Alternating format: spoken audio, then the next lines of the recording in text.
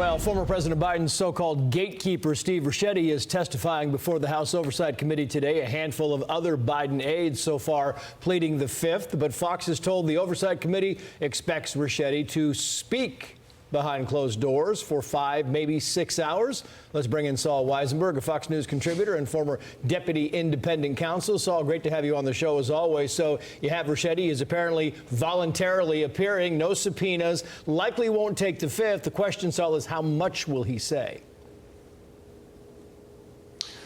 Well, I think it looks like, based on everything we've heard, he's not going to invoke the fifth or the presidential communications privilege or executive privilege. So I imagine he'll have some things to say. How relevant it will be to anything, certainly to any potential criminal investigation, remains to be seen.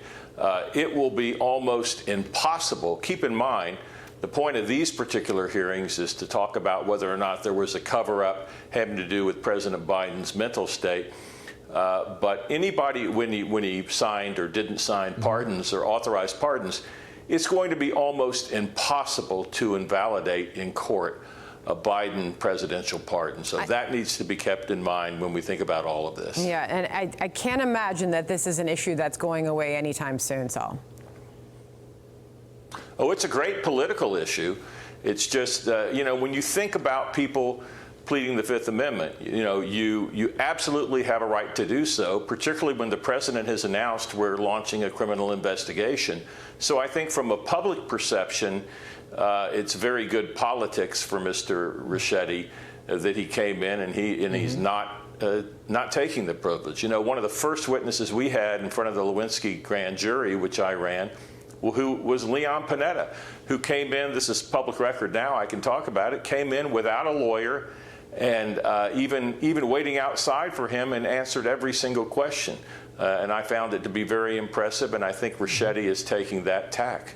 It's interesting because you go back to Ron Klain, former chief of staff of Joe Biden, in his testimony. He told the committee that Hillary Clinton told him the campaign wasn't handling Biden's age very effectively. I mean, you look at testimony like that and they can kind of cherry pick what they're saying, Saul. It's really tough to kind of prove this cover up when they're just saying, look, I thought he was fine. I mean, I worked with him and I thought he was totally fine. Well, that's why it's interesting how some people, you'll notice some of these witnesses are invoking the fifth and others aren't. And so if you're just a person who gave presidential advice, even at a very high level, you may be in a different position than, let's say, a White House physician who signed a document, perhaps an official document, attesting to the president's mental state. That person may have a lot more criminal exposure than somebody who just gave political advice. Would be a very, again, you can make a great political case about a cover-up. I don't think you're ever going to make a criminal case about that. Fair enough. And for some, it's just time to move on. Here's Senator Fetterman when asked by our own Chad Pergram about all of this on the Hill. Joe Biden is not the president. And so for me, I think we really just move on. And if you pushed him out, and the Democrats really did, then you got to own the outcome. Own that. At this point, then we know what happened. It's that easy, Saul. Just move on. No, I don't think it is. I think there's a lot of political capital to be had about what happened. So I think they'd like to move on, and I don't think they're going to be able to do it. I just think, you go forward, and we talk a lot about, okay, let's do Ricchetti, and then you had Ron Klain. What about Karine Jean-Pierre coming up, Saul, in September? Very interesting because she's kind of thrown some barbs at the administration. She might be a fascinating witness. Oh, yeah. I really hope that she does testify. It's very clear that he had real issues and that people lied about it and that they covered it up. So it's a great political issue. Again, the really person who's going to be in trouble from the standpoint of what I do, white collar criminal defense, what you really have to watch for is people who don't really have to talk and could invoke the fifth and don't.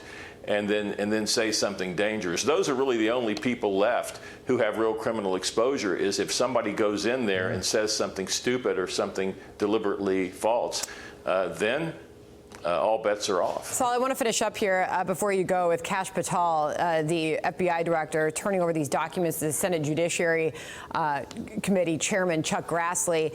He found what are thousands of sensitive Russia probe documents inside these burn bags in a secret room at the FBI. Here he is on that. I was the lead Russiagate investigator for the House Intelligence Committee. And I'm telling you and the American public that we have now found material and information and people who wanted to hide it from the world since we got in these seats. And we, as the deputy said, we are trying to do it in a fashion where not only are we informing the American public of what happened, but we can have accountability for it. And that takes a little bit more time. All right, so you told us that back in May, and now he's turned these documents over. Where does this go next? Well, that's what I found interesting, that this story actually broke in May.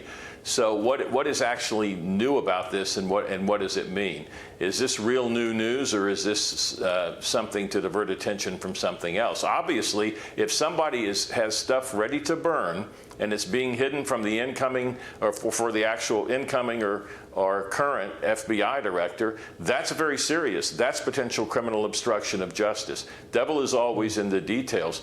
I don't know if he's saying that annex, which now they've obviously been looking at, this is the annex to the secret annex or the classified annex to the Durham report. My understanding is it's being declassified right now. It's in the final stages of that. So I want to know when this thing was hidden. Was it the only copy that was hidden? That's a very serious matter. But the devil is in the details. Yeah. I want to see those details. You better believe it. It's all great to see you. Thanks, Thank you for coming on the show. Hey everyone, I'm Emily Campagno. Catch me and my co-hosts Harris Faulkner and Kaylee McEnany on Outnumbered every weekday at 12 p.m. Eastern, or set your DVR. Also, don't forget to subscribe to the Fox News YouTube page for daily highlights.